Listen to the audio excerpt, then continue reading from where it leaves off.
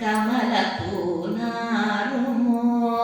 திருப்பவள செவ்வாய்தான் தித்தி திருக்குமோ கற்பூர నారుమో కమలపూనారుమో.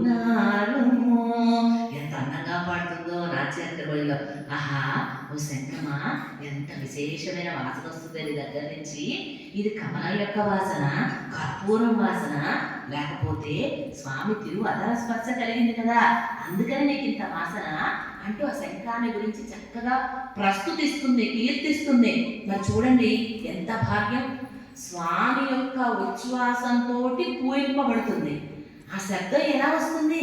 స్వామి ఉచ్ఛ్వాస నిశ్వాసాల కారణం కదా. అంటే దానిలోకి వెళ్ళింది స్వామి యొక్క ఉచ్ఛ్వాస నిశ్వాసం. ఎంత భాగ్యం. స్వామి అదర స్పర్శ కలిగింది శంఖానికి, ఎంత భాగ్యం. అందుకని ఇంత గొప్పగా పాడింది అనమాట. నాట్య తిరుమణిలో గోదాదేవి ఈ విధంగా కీర్తిస్తుంది. అటువంటి గొప్ప వైభవం, శంఖానికి మాత్రమే దగ్గర వైభవం. స్వామి హస్తాన్ని ఎప్పుడూ వదిలిపెట్టి ఉండదు. తెల్లగా ఉంటుంది, చక్కగా మెరుస్తూ ఉంటుంది.